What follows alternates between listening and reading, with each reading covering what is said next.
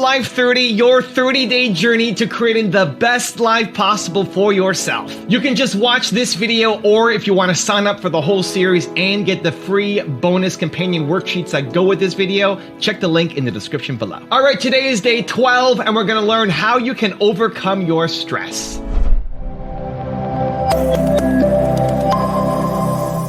If somebody is, we were mentioning earlier, if somebody is really stressed out, they're not stressed out for no reason. It's because they're focusing on something that makes them feel stressed. They often, when they're focusing on it, it changes the body. You start to feel tight. You start to feel a certain way. And then they use language like, I don't know what to do. Why am I so overwhelmed? So 3 things control how you feel every moment. What you focus on, what you do with your body. If your shoulders are down, if you're breathing like, it's not hard to figure out. You're not going to be in a very resourceful state. If I take that same person and I change their body radically, I get them to talk at a different tempo. I get them to move their body differently. I've taught this for, 41 years. 3 years ago at Harvard, they did a study on power postures where they showed that if you stand like this with your hands on your hips like Superman or Wonder Woman, or if you lean back like this like the guy is obnoxious at the office and do this, it literally changes your testosterone by 25% within 2 minutes. It reduces cortisol, which you know is the stress hormone, by 30%, and you're 33% more likely to take an action. So if we change what we focus on, if we change the way we use our body, if we change our language patterns, we'll instantly feel different. Think of how do people use their body when they're worried versus when they're excited. Yeah. If you learn to use your body first, use your focus first, you can literally change how you feel in moments, and then you develop new habits where you start to feel good all the time, and it isn't some phony fake pump up. It's literally the way you've conditioned your body. Just like being fit as an athlete, you want to be emotionally fit. As I said, 70% of the time, people live in stress, and living in stress is living in survival. Now, all organisms in nature can tolerate short-term stress. You know, a deer gets chased by a pack of coyotes. When it outruns the coyotes, it goes back to grazing and the event is over. And the definition of stress is when your brain and body are knocked out of balance, out of homeostasis. The stress response is what the body innately does to return itself back to order. So you're driving down the road, someone cuts you off, you jam on the brakes, you may give them the finger, and then you settle back down and the event is over and boom, now everything's back to normal. But what if it's not a predator that's waiting for you outside the cave, but what if it's your coworker sitting right next to you, and all day long you're turning on those chemicals because they're pushing all your emotional buttons. When you turn on the stress response and you can't turn it off, now you're headed for disease, because no organism in nature can live in emergency mode for that extended period of time. It's a scientific fact that the hormones of stress downregulate genes and create disease, long-term effects. Human beings, because of the size of the neocortex, we can turn on the stress response just by thought alone. We can think about our problems and turn on those chemicals. That means then our thoughts could make us sick. So if it's possible that our thoughts could make us sick, is it possible then our thoughts could make us well? And the answer is absolutely yes. So then, what are the emotions that are connected to survival? Let's name them. Anger, aggression, hostility, hatred, competition, fear, anxiety, worry, pain, suffering, guilt, shame, unworthiness, envy, jealousy. Those are all created by the hormones of stress. And psychology calls them normal human states of consciousness. I call those altered states of consciousness. So then we tend to remember those traumatic events more because in survival, you better be ready if it happens again. And when the survival gene is switched on, you could have 10 really great things that happen to you in your day. And you just have one bad thing that happens and you cannot take your attention off that unhappy thing because the survival gene is switched on. Many years ago, after the DNA helix was discovered by Watson and Crick, they said the blueprints of life, all diseases are created from genes. It turns out less than 5%, more like 1% of people on the planet are born with a genetic condition like type 1 diabetes or Tay-Sachs disease or sickle cell anemia. The other 95 to 99% are created by lifestyle and by choices. You can take 2 identical twins, exact same genome. One dies at 51, the other one dies at 85. Same gene, different environment. So all of a sudden they said, we lied. That was wrong. It's not genes that create disease. It's the environment that signals the gene that creates disease. Well, okay. But that's not the whole truth, too, because you could have two people working side by side in the same factory. One gets cancer after being exposed to a carcinogenic for 25 years. Both working for 25 years, the other one has no cancer at all. So there must be some internal order that would cause one person to not get it while another one does. So is it possible then, if the environment signals the gene, and it does, and the end product of an experience in the environment is called an emotion, can you signal the gene ahead of the environment by embracing an elevated emotion? We've done the research on this. We measured 7,500 different gene expressions in a group of people that came to an advanced event for 4 days. And we had them doing a seated meditation, a walking meditation, a laying down meditation, a standing meditation. And at the end of 4 days, just 4 days, the common 8 genes that were upregulated, 2 genes to suppress cancer cells and tumor growth, 2 genes for neurogenesis, the growth of new neurons in response to novel experiences and learning, the gene that signals stem cells to go to damaged areas and repair them, the gene for oxidative stress was upregulated. We started seeing all these genes that are very, very healthy to cause the body to flourish. Imagine if people were doing that for 3 months. We also measured telomeres, the little shoestrings on the end of DNA that tell us our biological age. We asked people to do the work, meditation, 5 out of 7 days for 60 days. Measure their telomeres that determine their biological age. 60 days later, 74% of the people lengthened their telomeres. 40% significant change. 20% a very remarkable change. That means that they got a little bit of their life back. If it had lengthened by 10%, they got 10% of their life back. It turns out that one of the best stress relievers on the planet is something that most of us don't ever do, and that is seek out time with friends when we feel totally stressed out. When you're doing twice as much work as you normally do, or you're feeling twice as much stress as you normally feel, studies at Harvard show that what you need is you need to see your friends twice as much. Now, Shawn Achor is a really famous researcher and best-selling author at Harvard, and he studied this phenomenon. He looked at people that were stressed at schools and in call centers and in the military and in banks and in almost every single industry. What he discovered is that the most successful people, the people that were the best at selling, the people that were the most resilient, the people that had the best ability to deal with stress when times got tough were the ones that saw their friends the most. It was the people with the tightest social connections that had the ability to weather the storms that life throw at us. I want you to write down 3 people. 3 people that when you hang out with them, you feel energized. That when you have plans with them, you're excited about seeing them. When this video ends, reach out to them. That's right, pick up the phone, send them a text. I want you to invite them to do something. Go out to lunch, go for a walk in the woods, get a cup of coffee, go out to dinner. Even if you're not stressed out, I guarantee you at least one of the 3 people that you're going to reach out to needs you. If you have depression, if you have anxiety, if you have post-traumatic stress disorder, if you have any kind of mental health condition, it's nothing to be ashamed of and it's nothing to hide and it's something to hit head on with. There's one thing that if you did every single day, no joke, it would make an extraordinary difference in whatever mental health issue you're struggling with, and that is exercise. And the reason why I say this is not based on my own personal experience. It's based on the fact that I think it's the American Psychiatric Association. This is coming from Dr. John Ratey, a friend of mine who has written a ton of books about not only ADHD, but also the benefits of exercise and what it has on your brain. But he's also a professor at Harvard and a practicing clinician. And this is his area of expertise. And one of the things that they now mandate as a diagnosis for anybody with depression or anxiety, or any mental illness, frankly, is you've got to exercise every day. And the reason you've got to exercise every day is because what we know about human beings is that when you physically move, your physiology changes, and that changes your brain. Getting your heart rate up, getting outside, breathing, feeling connected, getting out of your house, which may make you feel depressed and trapped. Doing that every day, that physical push. You don't have to run. You don't have to go to an aerobics class. Get outside with your dog in the woods. Walk with a good friend for 2 or 3 miles.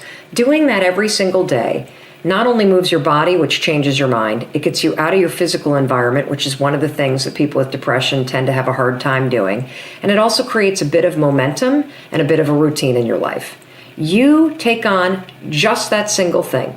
Get outside and exercise every single day as if your life depends upon it. Because you know what? It does. Your brain needs it.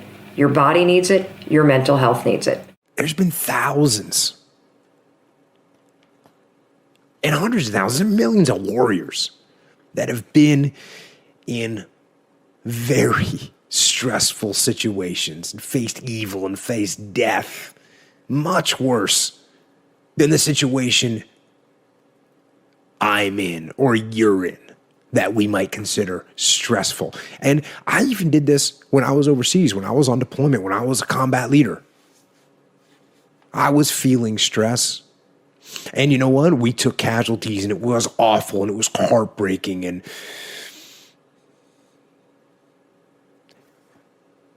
But there were other soldiers and warriors throughout time that have been in much worse situations. Gettysburg or Vicksburg or the Battle of the Bulge. And all those horrible situations, they prove really that humans can withstand almost unimaginable stress. Which meant to me that I could too. And you can. And the first step for me is doing that, taking that look to gain some perspective. And then in order to gain perspective, you got to do something that we already talked about. You've got to detach. You've got to detach from the problems or the stress that you're experiencing so that you can get that perspective of them. Now, there's a couple different types of stress. Now, if it's something that you can control that's causing you stress, well, why aren't you getting control of it? Now, there's also stress that's caused by things that you cannot control. And if you remember talking earlier about artillery and how horrible that was, and what made it so horrible was that there's no control over it. So if you can't control something and you can't get control of it, you have to at least embrace what you can. And I'm not saying you're going to embrace artillery shelling, but I'll tell you what, when it comes to things like artillery, or for us in Ramadi, it was IEDs. And we could do everything we could do to mitigate that risk, but eventually there's only so much you can do, and you cannot completely eliminate it. But you can't control it, so why are you going to worry about it? Why are you going to stress about it?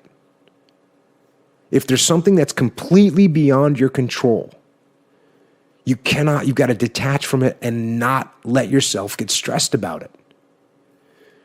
And on top of that, if it's something that you can't control, how can you look at it in a different light? How can you see it in a way that you could actually take advantage of it? How can you take that stress and make it into some kind of ally? You know, the chaos of combat is something that I couldn't control, but I had to embrace it so I could try and figure out how to take advantage of it. So when it comes to stress, don't fight it. Turn it on itself and use it. Use it. Use it to make yourself sharper and more alert. And use it to make yourself think more and learn more and get better. And use that stress as a catalyst to make yourself better. If you want to learn to deal with stress, put yourself in stressful situations that are under some kind of control. You know, even something like paintball. You know, we do gigs at Echelon Front where we put people through what we call FTXs, where you go out and you're going to fire. We usually use airsoft because it's a little bit more it's a little easier to work with. But actually what we started using now is we've got these high-end laser tag guns. And so that's what we use, and they are super effective. They're awesome. They're awesome training tools. Like if we would have had them, if they would have existed when I was in the SEAL teams, I would have used them then because they're that good. So we use those and we put people in stressful situations. Go hit this target. There's bad guys. There's, people are going to get shot. There's people yelling. Put yourself in stressful situations and learn to detach. Put yourself in stressful situations with the purpose of learning to detach and stepping back mentally to figure out what's going on. I think the first thing we must all do at some point in our maturity is decide not to be a stress case. There has to be an intentional decision at some point in our lives where we say, look, I'm not going to be this stressed anymore. I'm allowing too much stress into my life. And please notice the words I'm using here. I'm allowing too much stress into my life. Most stress is not, quote unquote, real. No one hands you a plate of stress. It's not something you see and we can transact and exchange. It's something we make up in our mind. We make things stressful that may or may not be or have any cause to be stress-inducing. One thing that could stress you out might not be a stressful thing to anybody else. So that proves we're making it up. And since we're making it up, we should decide what we're going to do in the future. Are we going to always be stressful people or not? I know that sounds so silly, but I made that decision when I was young. I was 20 years old. And I said, look, I don't want to be a stressful person anymore. I used to stress about getting everything right and getting good grades. And I'd stress about, pleasing people and stress about, did I fit in? I'd stress about college. I'd stress about, and at some point I said, all this is made up. Matter of fact, most stress is coming from usually one of two things. First is a false time crunch that we perceive. We think we only have so much time, so everything becomes stressful. Oh my God, I gotta get this done. I gotta get this done. I got this done. And we're reacting our lives to really false deadlines. Someone asks you for something, you think you have to get it to them right away. You probably don't. It's probably not a real deadline. And unless you ask them, when is the real deadline on this? I mean, the point in which everything crumbles and falls apart. If you don't get it then, what would happen? What is the worst thing that would happen if you didn't get it that exact time? I'm crazy about this in my life. If someone says, well, Brendan, I need this by Thursday, I say, okay, if you need it by Thursday, is Thursday the day everything would explode and fall apart if you didn't get it? And they're like, no, Monday would be fine. And I just bought myself Thursday, Friday, Saturday, Sunday, and part of day Monday. I just bought 5 days by asking when the real deadline is. Because most people, they say they want something from you when they want it, not when they need it. So your job to help deal with just the time crunch that stress can feel like is asking, when is the real deadline? And all these things that you're stressed out about, do they really need to be handled right now, this immediate second? Would it be okay if you created a plan and you handled them over the next couple days, next couple weeks, next couple months? When you actually realize the unbelievable amount of time we all have as humans, and how much more time we have when we become focused, diligent, intentional, disciplined, then we're not so much stressed anymore. It's like, I will get to that when the time is appropriate for that. Before that, I've got other things. I created a method. The components are breathing, mindset, and cold exposure. Gradual, non-forced cold exposure. And that's to optimize the mind-body connection. Wim has figured out ways, namely through breath work and through exposure to cold, to take conscious control over aspects of his physiology that, for most people, they simply can't tune into and control.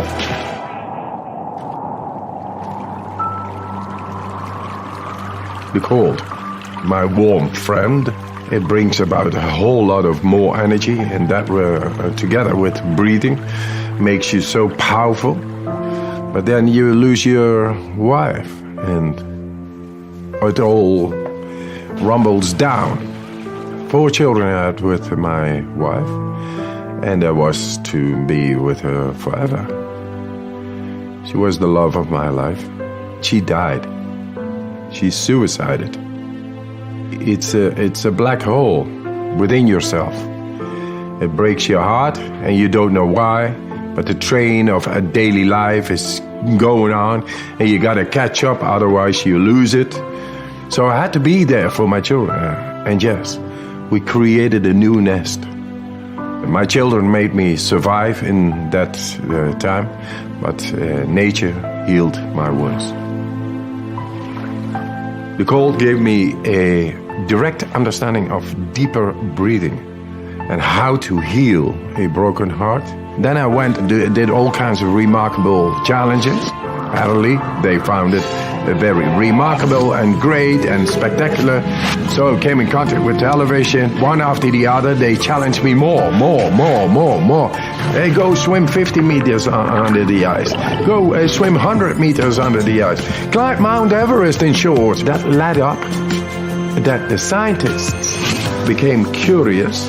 Hey, what this man is doing is not possible physiologically. The science of what Wim Hof method does is one of the primary interests of my lab now, because it is so powerful and it's been shown to be powerful in the immune system, and we believe it will also hold some real potential for treatment of neurologic diseases. And this breathing technique brings you right into the deepest part of our physiology. Anybody can do it. So you become the alchemist of your own chemistry. Being an entrepreneur is about being a problem solver, right? What is selling? Selling is not convincing. Selling is helping. As tech entrepreneurs here, if you're going to a customer, whether it's a consumer or you're in B2B, either you're making your customer's life easier, either you're reducing your stress, or you're making it harder and you're increasing their stress.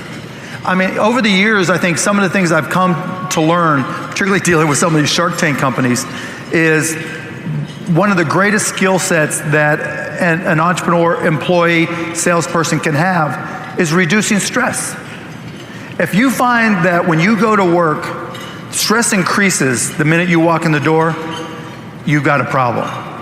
If you have an employee and the minute they walk in the door, you have a problem and they have a problem. And what I've found is the best companies, the best employees that I have, the best investments that I have are the people who reduce stress, because those are the people we don't want to give up. They may not, they don't make the most noise, they don't always get the biggest paychecks, they don't always close the biggest deals, but when there's problems that need to be solved, they're already working on them before you're even aware of them. Those are the people that we love, and those are the things, reducing stress. If you set in your mind goals as an entrepreneur for your company, one, keeping your, selling and keeping your customers very happy.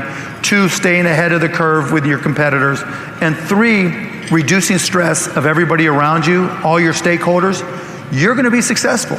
Because if you think about all your personal experiences, would you rather do business with somebody who creates stress, or do you want to do business with the person who reduces stress? It's an easy answer, but you'd be amazed at how many people don't follow through in that. When I was growing up, I had met my guru when I was about 21, and I was going to join his monastic order, which was in Hawaii. I was at that time living in Western Australia and studying in university. And I remember in my last year of engineering, I was feeling extremely stressed. I had a thesis which I'd been working on for a year and a half that I needed to complete. In the next month, I had about 7 or 8 examinations that I had to pass in order to graduate as an engineer.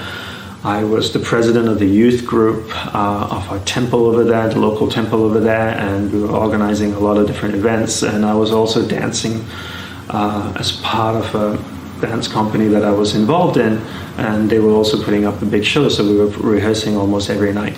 And I remember emailing my guru saying, Gurudev, I'm really stressed. I have all these things going on, and I'm stressed. He emailed me back, and I don't remember the exact words that he used, but he emailed me back and said, the reason you're stressed is because you don't keep your awareness on one thing at a time. And I'll be absolutely honest with you, ever since that day, I've never felt stressed anymore. And I know it's a very bold proclamation to make, but it's true. Because I clearly understood what he said to me at that point. Whenever I was dancing, I was thinking about my thesis. And when I was working on my thesis, I was thinking about the exams I had to do. When I was working on my exams, when I was studying for my exams, I was thinking about the youth group. And wherever I was thinking about something else. Anxiety comes because we allow awareness to drift away from the present moment and go into the future or into the past in an uncontrolled way. So the past and the future are not bad things as long as we indulge in them or we enter them with the aim to learn from them. But if we just allow awareness to travel into the past and into the future all the time, it creates anxiety. And we do that because we're afraid. Anxiety comes out of a sense of fear where we allow awareness to go into the future. We create a situation that hasn't happened. We bring it back into the present and start living it as it has already happened. You keep repeating the process over and over and over again. You build anxiety. I'm going to get sick. I'm going to get sick. You think in the future, what if I get sick? Then what happens? Oh my God, I'm going to get sick. And then you bring back the present and you start living that. 5 minutes later, you let your awareness go into the future and you think to yourself, I'm not going to get better, I'm going to get sick. And then you bring awareness back into the present again and you start worrying about it. You keep repeating this process over and over again and you build anxiety. So the way to overcome stress and anxiety is to really control where your awareness goes. Every time your awareness goes into the future or into the past in an uncontrolled way, bring it back to the present again. And just do this exercise. Be mindful of this throughout the entire day. Don't let your awareness go into the past or into the future in an uncontrolled way. One of the things you said is that it's good to kind of explore your boundaries when it comes to fear. This is something actually that my meditation teacher has said to me before, and it made me realize I think I need to get in there and start pushing it a little bit in this in the tank because it will help me in lots of areas of my life. Because when you don't test those boundaries, your life becomes smaller and smaller. Yeah, and that happens to people with panic. I think it happens just people in general, and I think it's one of the reasons why people fall into panic is because they don't have enough experience with stressful situations to the point where they could just relax and just let it happen. And that's one of the things one of the reasons why I think martial arts training is very good for people, not just for the self-defense aspect of it, but for the aspect of just dealing with stressful situations on a regular basis to the point where you're very comfortable with them. And then you realize that the consequences of this it's not really as bad as you think it is. Like most people are terrified of physical confrontation, but when you have physical confrontation on a regular basis, especially through my favorite, which is jiu-jitsu training, because there's no striking, so you don't get hit in the head. You're not worried about brain damage or any of that stuff. It's just basically grappling. But that through the continual process of testing yourself and stress and regular life stresses sort of become diminished. Most of what people do is what we're doing right now. Most of what people do is sit down. But is that because they don't feel like running around? Because some people, like people who exercise, generally, you have to put in a little bit of effort to make yourself go exercise. But a lot of people who are overweight and sick don't have enough energy to do that. I don't know about that. Some of them maybe, but I think some of them just don't have discipline. There's an issue with that as well. There's also an issue with momentum. You're not used to doing it. It's not a part of your life. It's not something that you're accustomed to, pushing yourself. There's been many days where I didn't want to work out. I just didn't feel like I had the energy, and I just forced myself. And I think there's very few people out there that know how to force themselves. That's a learned. That's a learned skill. It's that kind of discipline and focus. You have to have like real rigid requirements of yourself, where you don't allow yourself to back out of things, and you don't allow yourself to slack off. And I don't think people put those kind of requirements on themselves as if it's. It is a daily principle of life, like what you must get done. You know, you must brush your teeth, you must exercise for 45 minutes. And if you did that, I think you'd be healthier and happier, and your body would perform more smoothly. And if you require your body to do things like that, I think it rises to the occasion. There are very few people that have that kind of discipline. So because of that, they come up with excuses. And excuses are a giant part of the problem. It's not simply a physical health issue. There's also mental aspects of it, and discipline's a big one. I just know